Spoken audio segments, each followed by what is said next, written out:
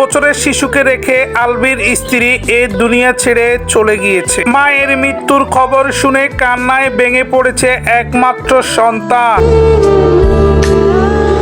28 ফেব্রুয়ারি রোজ শনিবার এমন একটি নিউজ শোনানো হয়েছে। বর্তমানে সোশ্যাল মিডিয়া একটি নিউজ নিয়ে অনেক তোলপাড়। আমি তোমার সাথে আছি শুধুমাত্র রিজিকের জন্য। ওদের বাচ্চার নাম রিজিক।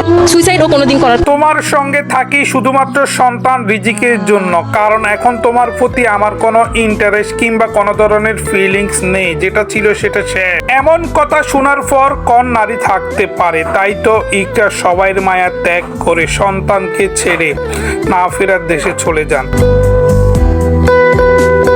জানা গিয়েছে ইকরার স্বামী এলবি শুটিং করার জন্য প্রেমিকাকে নিয়ে নেপাল গিয়েছে। এখনো পর্যন্ত নেপাল থেকে ফিরে নাই তার স্ত্রীকে। 10-15 বছরের সংসারের স্ত্রী আজকে সবাইয়ের মায়া ত্যাগ করে না ফেরার দেশে চলে গিয়েছে। তবে স্বামীটা এখনো পর্যন্ত তার প্রেমিকার জন্মদিন পালন করতে এখনো পর্যন্ত নেপালে।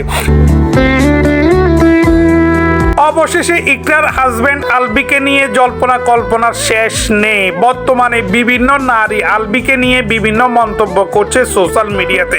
তাহলে আরো নতুন নতুন খবর শোনা যাবে আলবিকে নিয়ে। আলবির মা আবার দিলে আমার মেয়েকে